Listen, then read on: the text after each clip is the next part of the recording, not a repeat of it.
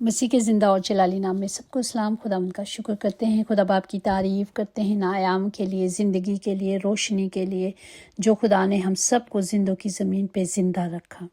और हमारी ज़िंदगी में यही मौज़ा है कि हम ज़िंदा हैं, ताकि हम खुदा की उस बड़े कामों का बयान कर सकें। हालेलुया। हम देख रहे थे कि किस तरह मेरे और आपके खुदा ने मुझे और आपको बचाने के लिए अपनी कीमती जान दी। हमारे लिए खून बहाया गया, हमें ख़रीदा गया और हम बहुत कीमती हैं। हमें अपनी कदर करनी है। जिस तरह इन आयाम ने सब लोगों ने रोज़े रखे और एहतराम किया खुदा के उस बड़े कफ़ारे के लिए। क्या सिर्फ़ ये वक्ती एहतराम है?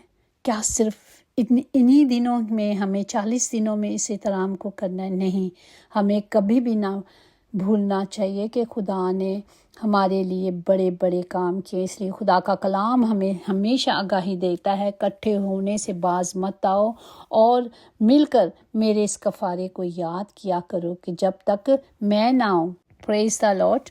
हम देखेंगे आज के ज़िंदा कलाम को, जो एमाल उसका 3 बाब उसकी 15 आयात में यूँ लिखा है कि मगर ज़िंदगी के मालिक को कत्ल किया, जिसे खुदावन ने मुर्दों में से जलाया, इसके हम गवाह हैं। पाक कलाम पर जान पर खुदा की बरकत हो, खुदा का शुक्र हो, खुदा की तारीफ हो।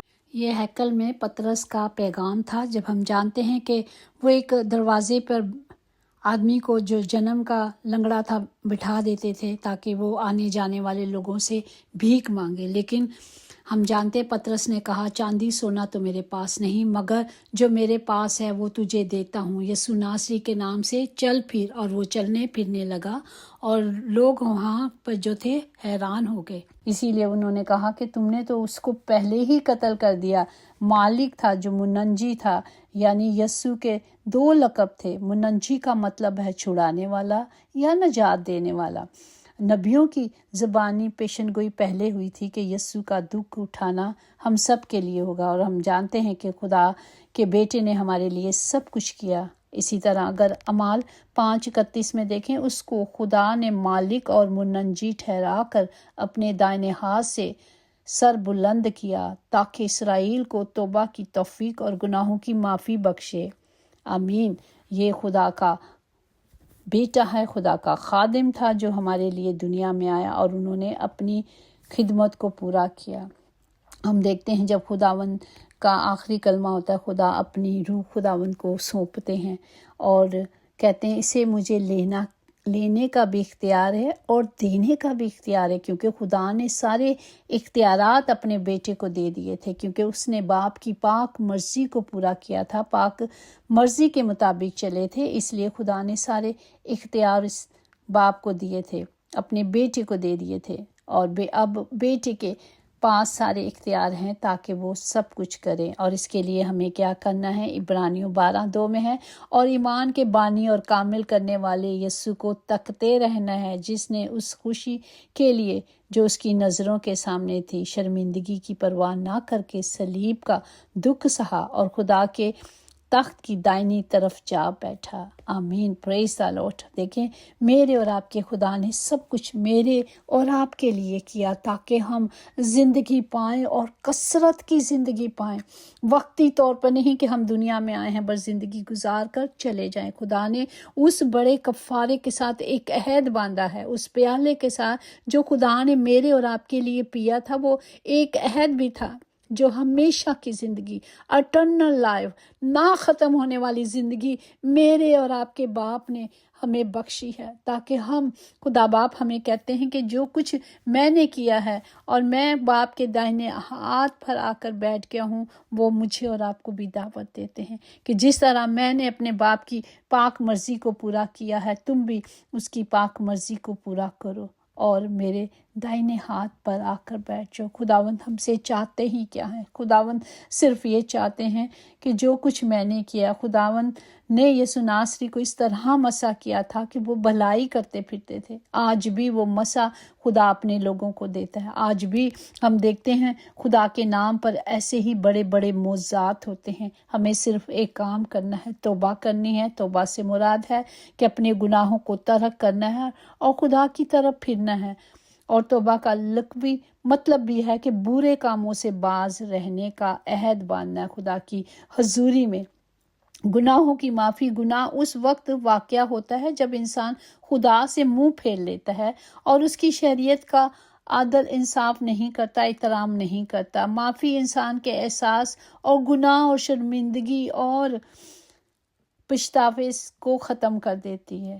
لیکن جب خدا نے میرے اور آپ کے لیے ایک راستہ سینچ دیا ہے، خدا نے مجھے اور آپ کو راستہ بتا دیا ہے، اسی راستے پہ چلنے کے لیے صرف ہم نے یسوع کو پہن لینا ہے۔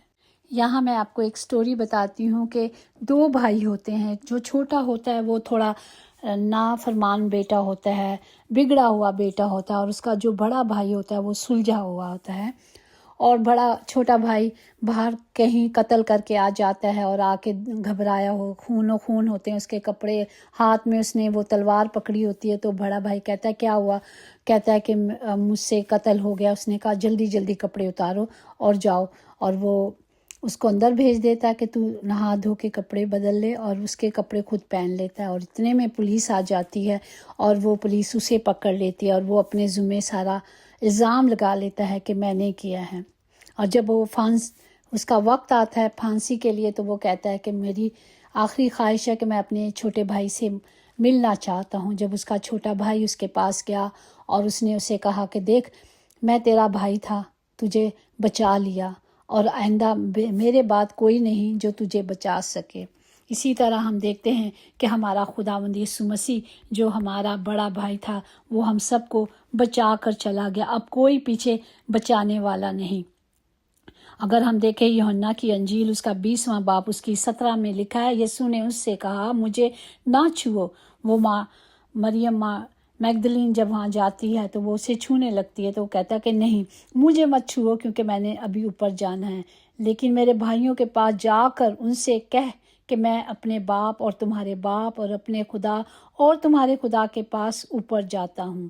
تو آج بھی ہمارا خداوند ہمارے لیے یہ قربانی دے کے جا چکے ہیں۔ اب کوئی مسیح نہیں آئے گا ہمیں بچانے، جو بچا کے چلے گئے ہیں، جو راہ دکھا گئے ہیں، ہمیں صرف اس راہ پہ چلنا ہے، اور تاکہ ہم سب بچائے جائیں۔ اس قربانی کو جو خدا نے میرے اور آپ کے لیے دی ہے زندگی دینے کے لیے، اس زندگی کو مت ضائع کریں، بلکہ اس زندگی کی اس قیمت کی قدر کریں۔ ہاللیلویا۔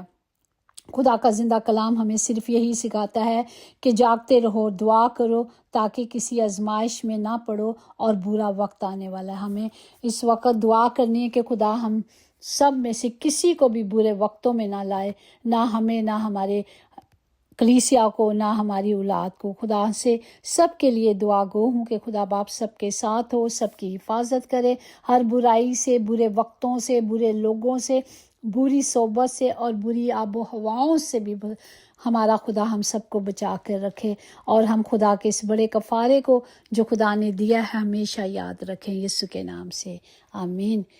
یقیناً بھلائی اور رحمت عمر بھر ہم سب کے ساتھ ساتھ رہے گی، اور ہم ہمیشہ اپنے زندہ خدا کے گھر میں سکونت کریں گے۔ آمین۔ God bless you all.